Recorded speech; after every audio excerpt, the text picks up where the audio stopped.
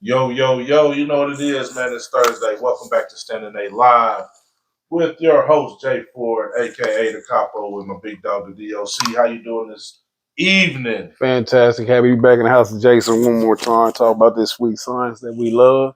It's been a minute, but we back like we never left. Man, you ready for a press conference already, man. Big ups to our fans tuning in tonight. As always, thanks to our sponsors, Conceded Nobody, Says Boxing Academy, as well as Nutrition Plus. Man, fans, we got a lot on tap tonight. We playing catch up a little bit. We're going to talk Haney Lomachenko. We're going to talk Tiafimo and all the other ins and outs sort of the game in terms of major headlines this week and or the past weeks. Um, Before we get into history, man, how are you feeling about the game right now, man? It's kind of getting heated, or are you thinking it's just due time and due season? I'm very excited, man. This is like revival of sorts. This game that we love. A lot of big fights, which of course the fight we're gonna talk about today. They just had the two pressers in Vegas and New York. If I'm not, no, it was Los Angeles and New York, if I'm not mistaken, with the Earl Spence and Bud Crawford fight. One of the most anticipated fights in a long time. I'm excited for that. Plus, excited just over some of the fights we had. And another fight that's coming up that people are not talking about is the Cool Boy Steph and Anyway, the monster. Yeah. It's setting up to be a fantastic year in boxing. As people saying, one of the best years ever. Real quick, just it's like in just recent, I don't remember a year this action packed. Because plus we probably got a Joshua Wilder end of the year. True. A Usyk, Fury at some point, and Fury quit acting like a buffoon, things like that. So it's Peter Bev, Bevo. I don't see that Possibly. happen. You don't think that's real? Nah, I not mean, this year. in terms of okay, It will be the icing on the cake of it all, but I think that's one that we might not get. this year. Yeah. That's what's up. But yeah, we are in agreement. There's a lot of things in the mix of the boxing gumbo, if you will, for Right. matches that have not only been made or possibly will be made. So it's like you say, the summer is truly heating up, respectively. With that being said, man, we flashing back June 15th, 1984. Tommy Hitman Hearns rocks Oh, Duran. You know what I mean? And I just want to focus on that win for Hearns. I yeah. mean, we know some of the other things. We thought Hearns was headed a different way. We know what happened with him and Hagler and things like This that. took But place in middleweight, did it? yep, I Yeah. believe so. But it's the fact of the mystique and the proven record. Right. When I say mystique, fans, I don't mean that in the terms of magical. I mean the mystique and the monsterism, if you will, of New word. Duran. New word.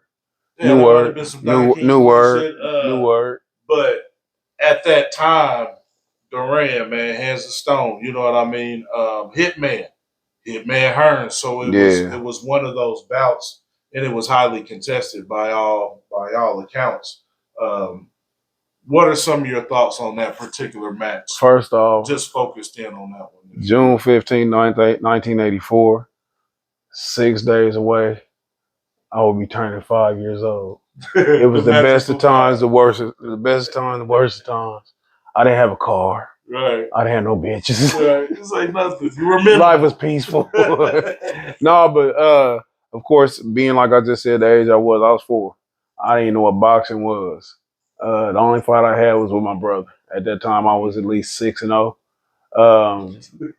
This is one of the fights I had to go back historically and watch. It was like when you first come into boxing, these are the fights that you go back and see because you hear Duran, Hearns, Leonard, and who was the fourth one in this era? Hagler. This was the Fab Four, the Big Four, the Four Kings. So incidentally, they all fought each other. Yep. The craziest stuff in the world, they all fought one another. And I think, well, quick sidebar, they're getting back to this, in these days. But this was a fight where people feel like Duran was past his best weight at lightweight. The consensus is that Duran's the best lightweight ever. with that said, he was still a phenomenal competitor up to light heavyweight. Like he had the style that where he can go up in the physical frame, where he can go up, he can compete with the best at any weight class. Hitman Hearns, he really earmarked his name on this fight right here. As we sit here and we speak, I see Duran slumped over in that corner, looking like Jermaine telling him Carl Frost got a hold of him. Or no, it was Kelly Pavlik. He had him slumped in that. That's how Duran, and it was defeat. No, it was abuse. It was abuse. We won't just say defeat. Listen, it was obliteration. It was an atrocity. It was like the hands of stone got 9/11. It's like all that building got demolished. It was, and a lot of people want to go to the size difference things. Like that's when I hate when people start introducing that. But two great fighters. And this is what people have to understand. Like this was what was so remarkable about these times right here. That you could lose by devastating knockout. You could even no mas. And you would still go on to try to challenge yourself again. Like losses didn't define people as much as the character of how they fought. So that was what was dope about this time, because the same way he did Duran, how he ended up getting done by Hagler a little bit later, which I'm gonna revisit that a little bit later in a different segment. No, that's true. No, that's very true. And on this day, I just wanted to focus in, you know what I mean? Because we know both fighters have a lot of lineage when you go into their careers.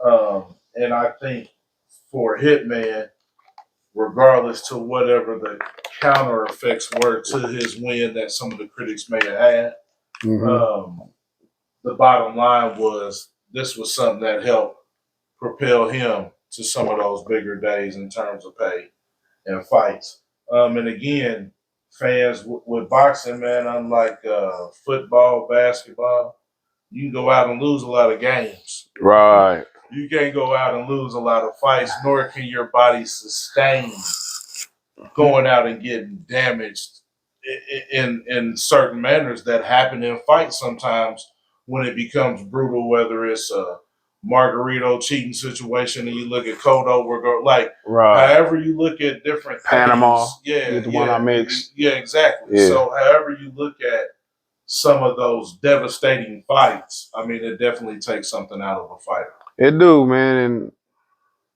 it's insane because this was what you said 84, almost 40 years ago, and it's still some of the talking points of fighter. You know what I'm saying? Pensions, insurance, things like that. That was an issue then. That's still an issue now. Yeah. So it's crazy. Damn. Yep. Again, we bet go down. And just real quick, we're gonna talk about the pressure. Errol made mention, like he said, why are we paying these sanctioning fees to these the WBC, IBA? Where is this money going? Money from sanctioning fees should be deviated to boxers' pensions, things like that. In terms of when you're fighting for championships. No, just it should be like something like where Errol said they're paying 3%. Right, but this is a title fight. Yeah. So just so we clear, just for fans that may not understand. Yeah. I didn't get what you were saying. Yeah, we're talking major fights fans where they're paying major money. They're making money, but they're paying big money for a leather belt. Definitely. It's pretty much what we're talking about. Fans. It's like your star on Hollywood, you know what I'm saying? Where you got to pay for your own star. But some of this money, if it's 1% or 0.5%, should be deviated to boxing fund. Where we talk about how it's not a universal commission like UFC or whatever, but it should be something put aside, and this what managers or advisors should be doing. You know what I'm saying? Like this what they should be trying to set these things up. Regardless if the sanctioned body is doing it or not. They should be the ones who communicate it to the sanctioned bodies. Okay. You know what I'm saying? Like they should be the middleman, not just when my camp talk to your camp about a fight, but my camp goes to this commission and we trying to set up something to where, what if I get hurt this fight? Yeah. I think it would have to be a collective. And the tough part about that, especially in boxing, unlike other sports, there is a NFL Players Association. Yeah. There are certain things in place where even as an agent, to be an NFL agent, you have to go through certain things or to even be a registered agent, so to speak, in that world. And I think boxing, that gray area and that lack of criteria sometimes is part of the problem with exactly what you're saying, because it only makes sense. If you go 3% on what we talking about, what they're gonna make, probably $30 million or something goofy, but like we're talking a lot of money. So Yeah. even if 0.5% or 0.5% or 1% or 0.8, like whatever that number could be, Right. collectively on a year, when we're talking about these major purses and we're talking about title fights, fans. So even on the minimum weights, when there might only be a couple 100,000, that would still be 20 or 30,000 going to the pot. I just go back to that gray area of boxing, and so many people, even in management, it becomes a solo mission. Right. And it becomes who's in your stable or who are you attached to. And I think it's going to take somebody, or even maybe it's going to take a collective of ex champions or something to start it. Right. You know what I mean? Like ex WB champs that are doing okay. There's so many people you gotta get on board. So yeah, it's a tough thing. It's tough. But it's almost like if you come up, it's gonna sound fucked up when I say it. Damn feeding children commercials. Oh, but what I'm saying is, if somebody comes up with that first 1-2 million, it inspires the next thing, and then I think it could get going possibly. Yeah. But again, I think part of that. I think that's to start this. I'm gonna start a GoFundMe. I'm gonna start a GoFundMe for disabled boxers, and I guarantee you I'm gonna run off with the bag. What's next? What we got next? What we got next? I can't be trusted. Don't give me the GoFundMe password. Oh shit! Speaking of ex champions, man, and moving on to the local level, former champ, heavyweight champ Layman Brewster is launching his new product, the Champions Brew, which is of course a coffee's brew. The champ will be hosting a launch party / reception June 16th from 4 to 8 p.m. It's Friday. Yep. So tomorrow. Shout out to Tupac birthday. And the guests include ex light heavyweight champion, or former, however you want to say it, Montel Griffin, as well as jazz artist Greg Sansine. This will be held at the AMP or the AMP Theater at 16 Tech 1220 Waterway Boulevard, Indianapolis, Indiana 46202.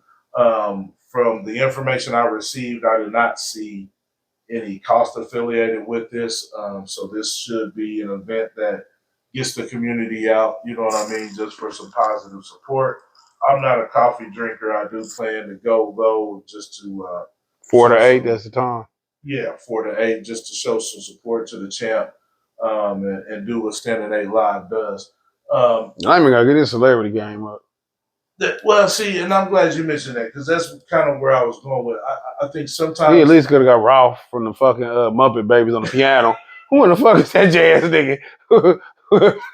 He could have got Ralph. What was that? You ever heard him? Oh, yeah, I'd have dug Dizzy Gillespie and Miles Davis up for like, what y'all busy? Like mixtapes, old school mixtapes. Yeah, I mean that might be. I guess that's who listens to coffee. Sit around, listen to your jazz, have a good relaxed evening. Yeah, and then some crackers or some shit. Well, that's what we need to come up with. Standing 8 Live fight crackers or something. We won't sell none. We won't sell none. Shit, they had to give them out in all the locker rooms when they can't really have no food and shit. Are you hungry? Soon as they get off the scale, man, you look drained and you look weight drained. You need fight chips. Snap it to a Standing 8. Yeah. Hey, I wish Layman much success. Of course, he is the native son of Indianapolis, one of the coolest dudes you can be around. Somebody super signable, super accessible. Absolutely. If he get a chance, he get out and support things that's going around. So if you get a chance, get out there and support him. Of course, Montel Griffin, you actually paid for what you did when you tried to play dead. When Roy Jones hit you and you took a knee like you took a knee like you was Colin Kaepernick. I didn't like that. And you paid dearly with them explosive from the foot left hooks Roy through. But you had a hell of a career. Absolutely. You whooped James Toney twice, Olympic, with a bronze medalist, a phenomenal career itself. like the Montel Griffin, like I make light of the fact because he was the first person to get the official defeat on my favorite fighter, Roy Jones. So I make jokes, but that's really not the downplay the accomplishments that he's made. He's a Midwest fighter, where all the best fighters come from the Midwest. He has phenomenal wins in his career, and I think his career is underrated. So congratulations to him. Absolutely. And just to be clear, fans, not only will the champ be there in a fight capacity, I'm sure he'll be taking pictures and whatnot and, willing to sign autographs. But People still be going, so you married to Pam? he, They still be like, you married to Pam? Was you friends with Martin? You know Martin Lewis? Yeah. But the champ, Montel Griffin, would also be doing a comedy skit because he's also in the comedy, man. So this is a chance for you to see champions and ex. What's this? You against Roy Jones? You got us. You funny. Oh, I got it. Oh man. So this is what I'm saying. This is kind of what we started off with the scope of boxing. And, Yeah. And the differences of what you do. So the ex-champ that knocked out Klitschko is selling coffee. And Montel is not only still in boxing world and training, just like Layman, but he is also a comedian. Branching out, man. You gotta accentuate all your talent. You gotta make sure. It's listen. It's cool that they both living their dreams after their initial dreams. Like they never stop dreaming. It's always a way to continue to grow. So shout out to them. Absolutely. And man, just playing catch up a little bit. And it's died down much just because there's been other good fights since then. But let's just reflect back on Haney Lomachenko and just kind of give me your thoughts on the fight. That fight went as close to me as people make it. People are going crazy over two explosive rounds, 10 and 11. I would dare to say that Haney probably damn near got at least the first 7 rounds. That's at least. Because I just know some of them, I just was ghost riding it a little bit. And I wasn't scoring it. So if I was, I ain't go back and watch because I knew what I seen the first time around. Mm-hmm. I didn't listen to the ESPN broadcast. Right. So I wasn't swayed by Tim Bradley out there doing what Tim Bradley doing. Shout out to him for making Hall of Fame. He will not do it. He will not do it as a commentator. He's like when I hear Tim Bradley commentate, you know what I say? I wish my woman supported me like that. I wish I had a woman like Tim Bradley. You call him the best cheerleader in the world. He don't see no flaws, man. It's like he be enamored, like it's like on a cartoon. His heart be doing like this, and it be pounding with a heart and shit. Like his chest be pounding with that heart. He got them like googly eyes and shit. And he be extra amped. I need that kind of support from Jermaine. I need that fucking kind of support to get. You hear that, Doc Lady? You hear that out there? He's like. You need that Tim Bradley blind look. He's Adrian. And everybody he loves is Rocky. He's Adrian. He gets extra animated. And the only thing is I've never heard him say you can't win. I've never heard him say you can't win. It was a good fight. You can't win, bro.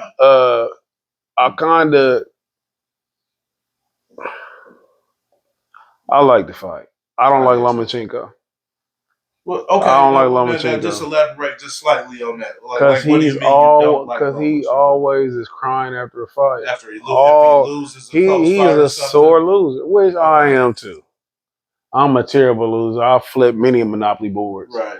I've wanted to fight because my teammate reneged it. I know what it means to lose. You know what I'm saying? I've hit the undo button on computer chess. On computer chess. Yeah. So. Yeah. But it's like he's never had a graceful loss. Never. Right. And that's what I don't like about him.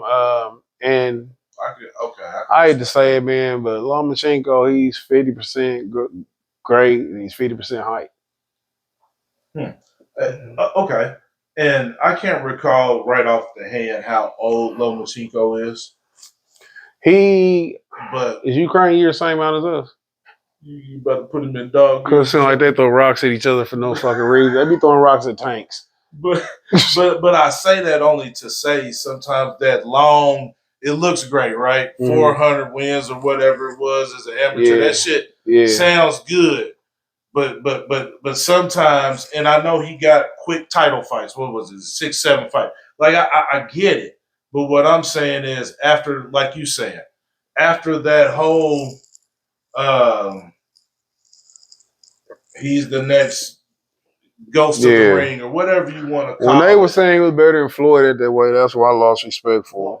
Once that stopped, and once certain things you saw him, I wouldn't even say he having trouble in fights, but having to fight in fights. Like I think there was so much put on him in terms of they wanted to sell like he was untouchable. I guess that's a better The term for me to Matrix, say. Lomachenko, all this shit. Like nobody, like there will be nobody to do what he can do. And I think the fact is for him, it's becoming a hard pill to swallow, like you saying, because the shit ain't the truth of what he was probably told. Mm-hmm. You know what I mean? And how he's seen things pan out in his career and propel. Right. And now he's seeing other people that maybe have come in at a different time sort of jump him, so to speak. And then something else too is Lomachenko still fought like an amateur. He punched the score. Like and they be talking about the ballerinas. I don't give a shit about none of that. It's good for a pre-fight build-up, whatever. But the thing is this: they give him the most excuses, and this is what ESPN Top Rank do. They got a product, they have to sell it. I'm aware of that, and I'm not fully against it. But when he is ascending in weight classes and winning, it's the most phenomenal thing ever. We said Manny Pacquiao go all the way up and fight somebody who was a 154 pound. Is that where you go up there? I can't remember how he went up, but he went up past what the fuck Lomachenko had. Lomachenko lose. They said he's too little. Do you want to go back down to 130? Do you want to go back to when you was 6? Do you want to go back and fight somebody in preschool? They started trying to give him excuses. He was little. People go up all the time and dare to be great. When you went up, you lost. When you dare to be great at these weights, that's okay. Stop giving him excuses. Where would you like to see them go from here? Lomachenko? Him and Devin. For Devin, I want to see Devin to continue what he's been doing. And as long as things get put on his plate, and I know there's sparks of him moving to 40 and things of that, I just feel like he's a young athlete that's kind of starting to hit his stride. And I even mean that outside the ring with fans. Mm-hmm. I think this fight, although it being close, I think it helped him to a degree. Yeah. And I know some out there are like, what do you mean? Well, you have to have challenges. And you have to be able to sit and withstand critics and shit. Right. Critics and shit come with wins. Critics and shit come with losses. And I think he's carried himself well. I think he also fought a Haney fight in that fight. So I think the respect for Haney for me should have sort of went up for fans, even if they're somewhat casual, because again, he fought this myth, right? And he made the myth beatable. You see what I'm saying? Whether you say it looked great and spectacular. Well, he wasn't really an unbeatable myth after he lost 2 times anyway. True, but what I'm saying is I think some thought the experience of Lomachenko was going to outlast the youth, the talent, and like I'm saying, the career stride that Haney seems to be heading in all around in his career. So for Haney, I think he can posture almost how he wants. I know there's other champions that could be moving up, moving around, different things. But I think he's in a good position. And I don't think he has to do too much barking right now. I think he can kind of sit and see what falls on his plate in terms of some of those big names or bigger opportunities. Devin in a unique position for me. What would you like Lomachenko to do? Go fight the war again? I think for Lomachenko, it becomes, and not that I've ever been a big Lomachenko, but I'm just saying I think in his career now it just becomes Lomachenko's going to be fighting somebody. It might not always be in the mix of a big, huge fight, but I feel like Lomachenko almost falls into that category of we know he can fight. He's going to stay active. But how many times is he going to be on this big stage from here on out without winning one of those big fights? He ain't gonna win this big fight. He got one more shot. First off, this is my thing about Devin. Devin gonna do something he don't want to do. You got to get Bill a hug and say you did all you can do and move on. Bill don't teach. Like Bill is he's a motivator. Devin isn't growing as a fighter. One thing Devin did do, let me take that back a little bit. He went to the body and he committed to the body. It's the same approach that Wilder tried to take against Fury. He couldn't sustain it. Mm-hmm. That's not in his makeup. Devin did adapt to that, and it surprised everybody, including Lomachenko. That's why I think he banked a lot of early rounds. But later on, Lomachenko figured out what he did, and Devin said as much during the fight. He figured me out. That's what he told his father. And his father said, alhamdulillah. I said, what the fuck that mean? Like, in the context of what the fuck we doing now? What the fuck are you doing? So, I mean, I'm being facetious when I say that, but he had no answers. No, I was. Everybody not going to be Lomachenko. Wait. Yeah. I watched this fight, and I said, damn, if Devin was fighting Shakur would be beating the fuck out of him. Because he was coming. I said Tank would beat the shit out of him. And there's not a lot of disparity in the talent, but both of they got better corners. Bill is a hell of a father. I mean, a hell of a father. He's no disrespect to my father, but I wish I had a father like this in the context of you pushing me to have an entrepreneurial mind state, and then we fucking got our dreams. But that's still, you still limited to a certain extent to where he don't have to get all the way out of the corner. Just get somebody in here, just somebody who can teach him how to adjust. Devin's not known as an adjuster type fighter. Devin fights one way the whole fight. He fights the same way the whole fight. So he can get away with it, say, against a Regis Prograis to a standpoint, which or to a point, which I think that'll be his next fight. If he does go to 140. If he fights Shakur, I don't think Haney don't want to fight Shakur right now. Lomachenko can hope that Haney goes up to 40 because now Teofimo, which we're going to talk about later, he vacated WBO belt. Yeah. So now that's a free belt at 140, which should Regis win this weekend, he and Devin perhaps at the end of the year can meet for 2 belts. So it's Devin, he has the options. Tank calling for the fight. He has options, and he's never ducked smoke. So I like to see what he do. I like Devin. I like Devin a lot. I like Tank. I like Shakur. I like the talent. Me too. I mean, I like the talent that's happening right now. Me too. And I like the way they're talking. Now, I know there's other things that tie into the talk. Yeah. I still don't like Robert Arum. Who? Robert. You call him Bob. We call him Bobby. Rob. Hey, when you say Harum. No, it's Arum. Yeah. That's Robert. Yeah. Bobby. I don't like him, man, because he was so disrespectful to Haney at the press conference where he knows a hot mic. He told me, you won that fight. I don't care what the judge said. I don't know what they saw. You won that fight. Then he had to hop back on Haney trying to offer him multiple deals to re-sign with Top Rank. Yeah, it seems a bit. But it's the game. It is the game. It's all in the game. So let's talk Teofimo, man. Let's get back to that. We just mentioned him vacating titles. He went on ESPN, said he's retiring. Said he's about to do some training. Get what was it, Miami or somewhere he said, or I can't even remember. About to do the gym thing, MMA, boxing, give some other things back to the sport is the talk he's talking. Now this is coming off his win against Joshua Taylor, who was a very qualified fighter. I mean, very accomplished, and not only accomplished, but to some, and I don't even mean in the region. I mean just boxing pundits, so to speak, thought this was going to be a problem for Teofimo that he couldn't overcome, so to speak. But like Max Kellerman did bring up an excellent point, Teofimo seems to shine the best when the lights are the brightest. And so I think for him, he understood the magnitude of this fight, what it would mean to beat a guy like Joshua Taylor, who is not only an accomplished fighter, but he's popular.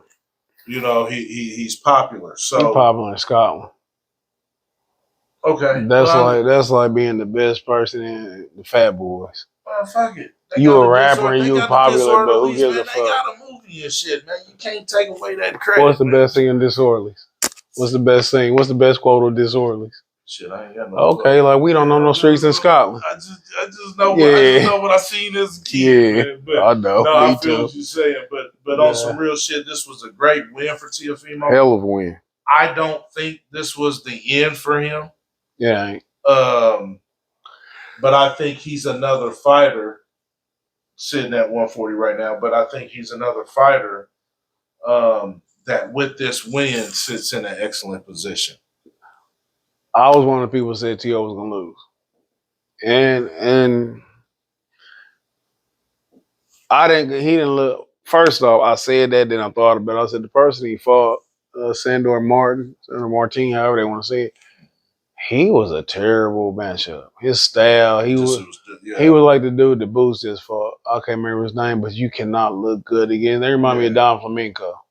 Yeah, all that goofballs, and it's hard to look good against that. So I said maybe that was an aberration to where I shouldn't judge him off this. It's crazy because I'm only thinking about Teofimo's last fight. Josh Taylor didn't look good against Catterall. He looked terrible against Catterall, or however you pronounce his name. But Josh Taylor had a nice resume. He had Porgrace, however you say his name. He had Ramirez on his shit. And it's somebody else he had. And then he was undisputed at 140. And it wasn't just some goofy who was undisputed. He beat people who could fight. So I'm not taking into account that T.O. got nice wins too. T.O. lost one round this whole fight to me. And that was maybe the second round. Was that the fight over? He lost one round early, and then he just got better each round. His confidence grew. But it was he overwhelmed him. He overwhelmed Josh Taylor. He had too much. I think if T.O. was a real combination puncher, he could have got him up out of there. I don't understand what he's doing with the I'm retiring. It seemed like T.O. is like me in this regard. No, not like me, because I don't have any delusions of grandeur to the point where I retire and think that they're going to clamor for me. Right. But when he come back, he going to have the kind of surprise, like the kind of birthday party I would have. Like if I say I'm going to have a birthday party, I go on social media, told everybody here, I'll be here. I'm going to see about 6-7 people there. So and I'm going to have my little weird crown on and shit, my scepter and shit. And I'm going to be looking the part. And I'm going to come in, ain't nobody going to be fucking with me. I know my level of fucking popularity. Right. I know my limitations. T.O. don't understand who the fuck he is. T.O. don't understand that. T.O. don't understand that he's still fighting on regular ESPN. Plus, he not even getting like like you're not who you think you are as far as your popularity. T.O. has never crossed over to the mainstream, which is sad. Because he has a very fan-friendly style. But that, I'm shucking and jiving, I'll give up this belt. Fuck the belt. You know what I'm saying? You don't need a belt. People gonna want to see you fight. And he's called out Tank. You know what I'm saying? You want to fight. So if you fight these people, and he do got 2 wins over 2 big names, Taylor, Lomachenko. He got a Nakatani out there before he got sparked by anybody else. True. He knocked the shit out of Richard Comey. He's done what he's done, but he's still not who he think he is. And what I mean by that, he calling Tank bitches. He calling he has some dick sucking lips. That's what he said in a recent interview. Yeah, no, Listen. Tank will change his life. Cause T.O. do that jumping in. T.O. has this athletic based style which he can box, but he gets hyper and starts jumping in trying to get. Tank will let you do that shit for about 4, 5, 6 rounds, and then gonna separate your body from your soul. Tank will knock T.O. out. Shakur will outman him. Shakur bring it because T.O. got bitch in him. T.O. has bitch in him. I see the bitch. He has bitch in him. I ain't mean that no fuck though. As undisrespectful I can make that. I see break in him. I see carry in him. Right. But he and Devin will be a great fight. Ooh. He and Devin will be a great fight. I like that. And I think that Devin would even box circles around him. I think Devin would keep him on the end of that fucking jab. T.O. is too.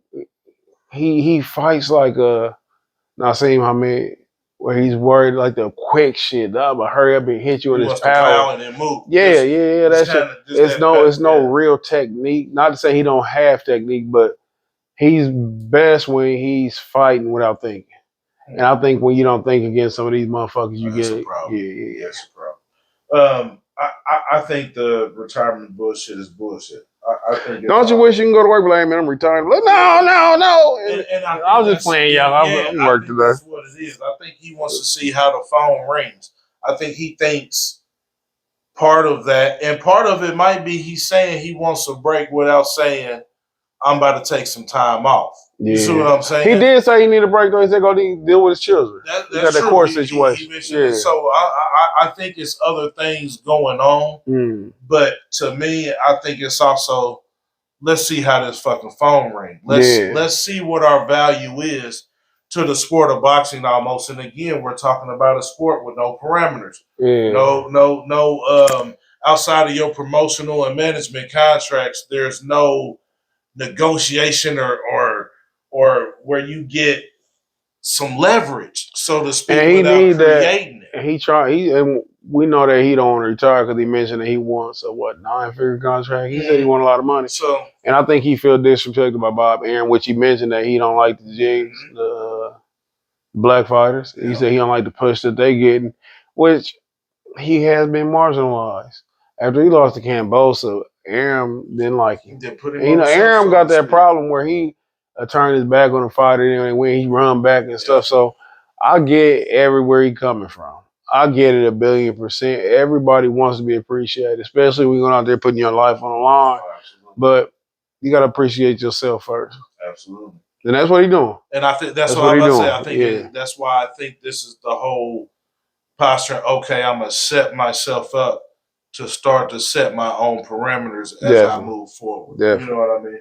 So we'll see. Again, we're both in agreement that for Teofimo and for Haney and even for Josh Taylor, who just took an L, there's still fights to be made. And there's still, for me, this 140, this 135, Josh, though. this 147 pocket of fighters and fights, man, it's a lot of banging to go on. You gonna stick a fork in Josh Taylor though? Huh? You stick a fork in Josh. You say that's it? Because he going to 147, and who at top rank he gonna fight? Yeah. I mean, I need to go look. I don't know what 147's top rank got. I don't either, but I don't think. I don't know. I don't. And even outside the top rank, I don't see him competing with too many of those people. Josh Taylor looks slow as hell. That's going to be the problem. But he could be sucking down to get down to 140. He might be way better, more explosive than 47. So we just got to wait to see. He might not be drained. And all those other things. That could be a possibility, man. Speaking of, and we've alluded to this a little earlier, man. Let's move on to Spence and Crawford. I hate how Bomac built. We finally have a date. Bomac love how Bomac built. You know what I mean? Self-care. Self-love. What'd you say? No, I'm just having my moment, man. That's what I've been holding that in since that press conference, man. My stomach turned when he slid off the seat. Like he didn't stand up. He didn't stand. Like he didn't get strength from his legs. He got strength from his ass. Like he pushed off his ass, and I didn't like that. I ain't like that at all. That bothered me. He got off there like a fat woman. I didn't like that. I ain't like that. Hey, remember? Yeah, we're gonna get him. Go ahead. Remember that movie with Damon Wayans? And that motherfucker was a fighter and shit. And he was eating gummy bears. Great White Hype. Yeah, Great White Hype. Yeah. And he's a shit on this kind of the same thing you saying. Like that nigga took out his bro. They like, damn, champ. Yeah, man. Oh, shit. Man, I think the motivation is there for both. Mm-hmm. Without question. Definitely. We know they each have a special skill set individually. And collectively, they make a great fight in terms of styles. I know for some, they feel like for Earl, this may not be the right timing. And what I mean by that is just some of the life situations he's had leading up to this outside of his last fight when you got, and even you guys touched him a few times. But what do you see this fight being? And what I mean by that, outside of the winner, I don't even want to talk winner right now because there's going to be plenty of time to talk winner. But what do you see from this fight in terms of legacy? Do you see this fight being one that will, I don't even want to call it live up to the hype, but live up to the tape? Like when you look at both of these fighters and you say how good it looks on paper, when we're talking about flashing back in boxing history, talking about Hitman Hearns and Durant, do we see this? And I'm not saying it has to be so historical, but I'm saying, do we see this as something of significance in a matchup in the scope of boxing and the legacy in the future? Yep. I think this fight, this is one of the few times a fight is made at the perfect time. We all want it to last every year. Mm-hmm. Both fighters still at their peaks. It was saying both fighters undefeated. Everything is on the line. All the belts. It's happening in the summertime. Boxing is in its greatest year in quite some time. These are two great fighters, two strong-willed fighters, two fighters who are seemingly healthy as they're going to be at this particular age. Like, this is like the pinnacle or the highest peak that I think that this fight did not go past its sell-by date. I think this is going to be a phenomenal fight. I've never seen either one of these fighters in a boring fight. Neither True. one. Absolutely. And I think that this is going to outperform like what people was thinking it would do pay-per-view, like earlier. I think this is going to do some numbers. This is going to be a hell of a fight. It's going for however long it lasts. And to me, this is going to be like some Hagler and Hearns type shit. Mm-hmm. I don't think it's going to pop off like it did in that first round, but I think by 2, 3, 4, 5, I think it's going to be some leather flying. This is going to be a great fight. I don't think, this is a fight that actually can sell itself. But it's good they had the press conferences, which was fucking buffoonery and comical, French fries and all this silly shit. It was goofy. And what's goofy is because neither one of them are trash talkers. Right. It's going to be a dope-ass fight, man. I'm super looking. This is a fight that I know I have to get. I lied to myself and said, look at these tickets. And them tickets told me the truth. They said, you broke, nigga. Yeah, you better get that pay-per-view. They say you don't belong. Them seats are expensive. Yeah, they stupid. They might be overpriced. I don't know. I hope somebody bomb. I hope they sell out. No, they will. I don't think the gate ain't gonna be. There's not gonna be a problem. I don't think pay-per-view gonna be a problem. I don't think pay-per-view gonna be a problem. I don't think the gate gonna be a problem. Yeah. I don't think any of that, because exactly what you're saying, and that's why I posed the question of it about the fight, because we see good fights made, and we also know how quick a good fight can happen and be forgotten. That's why I posed the question before we even, because we're gonna have our time for predictions, but just the magnitude of the fight, I'm on the same page as you. I think this is one of those fights, just like when Right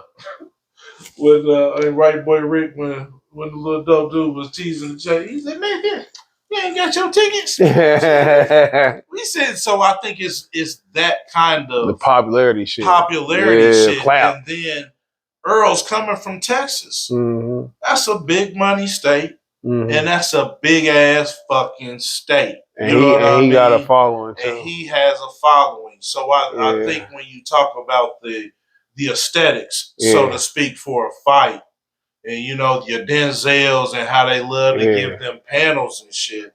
Right. This is one of those fights where those type of people where money's not an option and it don't matter. Like they ball out wherever they want to.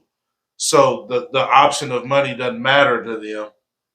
This is gonna be it's damn near gonna be like, oh man, you ain't making the Earl. Like it's gonna turn like you're not cool.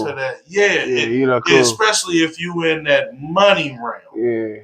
because this is going to be one of those type of nights. Everybody getting on their best. Alpaca. Oh man, yeah. What do you think about the press conferences, though? Do you get anything from them? I think exactly what you said. I think it's almost WWE a bit. Yeah. Because they know the personalities of these guys are a bit milder. And I'm not saying the confidence in there. They're just milder gentlemen, and there's nothing wrong with that. I think if they want to bring the fun into the press conferences or the excitement, they got to let the fans bring it in. And what I mean by that is you allow a fan or two to ask a question or two of the fighter that they think is better. They're gonna be asking reason. Stupid questions. I don't think so. Whatever you are, you can scream like real because those people that are taking time to be at a press conference. First of all, if you ain't pressed, you're supposed to be fucking working unless you only fans or something like that. So I don't think you're gonna get. And I hate, man, this is gonna sound bad, dummies, so to speak. I think you're gonna get people that are gonna be respectful for the fact that they even are allowed. I'm just saying, like, it's nothing you can ask these fighters today.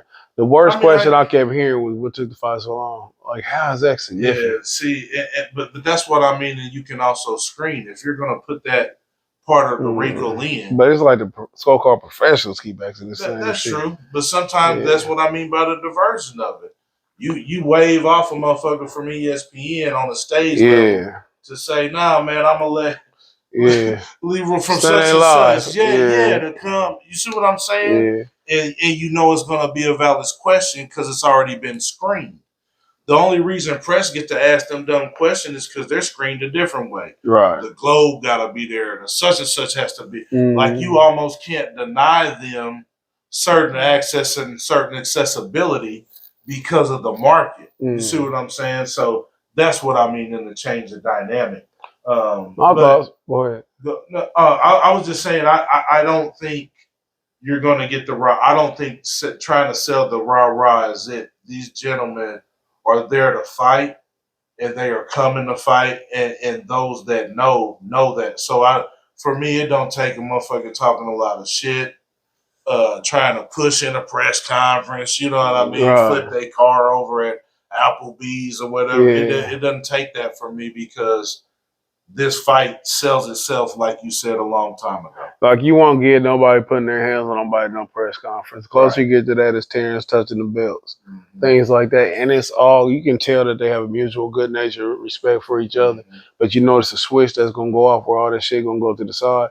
They both looked a bit nervous in the pressers. Bomac and Terrence more so the first one. They was fumbling, kept repeating what they were saying. It's to be expected. It's the big moment you feel like, both, right? And what I didn't like is Errol's biggest moment too, and he seemed more nervous the second time around as opposed to the first. But I think it's just the jitters, the nerves, the excitement. People was saying who won the press conference. I'm like, are y'all? This is what y'all been reduced to? Who win a press? But no, it's like fans. But like, but the fans turn into media because of social media. Goddamn. You see what I'm saying? Drop the fucking bars. Stop fucking rapping that good. So listen, but it's like, who won a press conference? I see somebody say Bud, he nervous, or he gonna lose Earl and everything. No, these are fighters. They aren't pundits. They don't sit here and talk for a living. They fight for a living. When they get in that ring, there's no fucking fear. You know what I'm saying? Fear is gone. It's kill or be killed, so to speak. So yeah, I enjoyed it. You won't get. I don't gotta see another press conference. Maybe during fight week, it'll be cool and shit. Nerves be simmered down, they be ready. I just hope we can get through training camps with no retinas or car flips.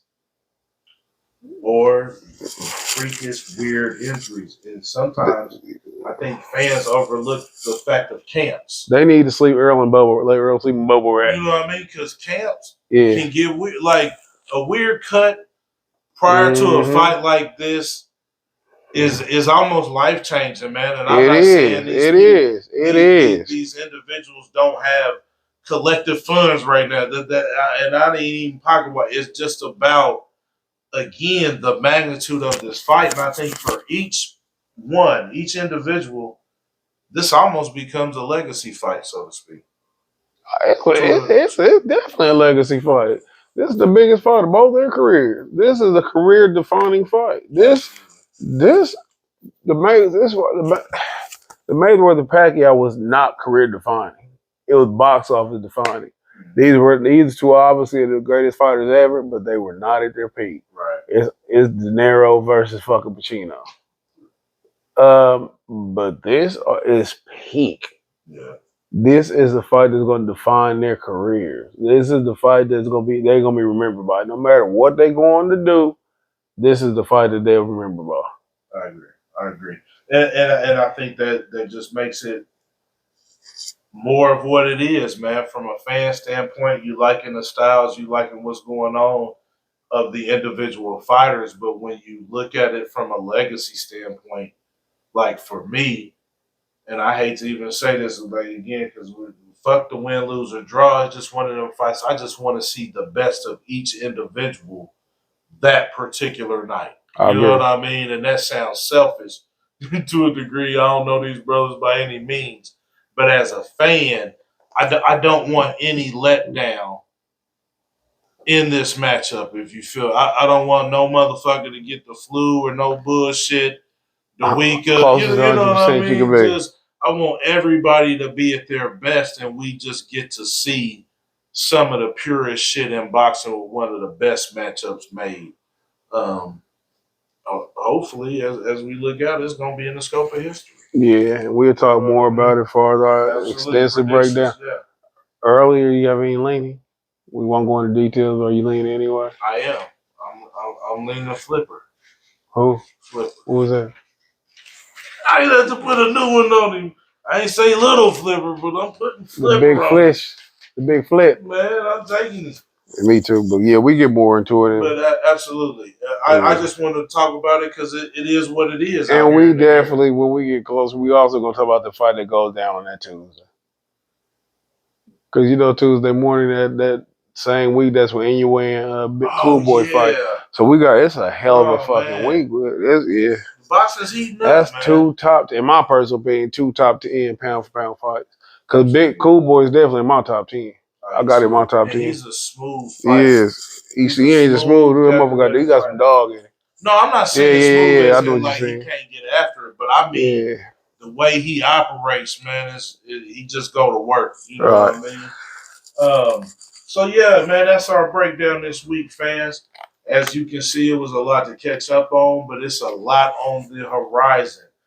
Keep yourselves in tune to Standing A Live, man. If you have a chance, make sure you get out tomorrow and support ex-heavyweight champion Layman Brewster as he kicks off his Champions Brew coffee launch. If you're a coffee drinker, if you're not, I'm sure they're probably going to have hot chocolate.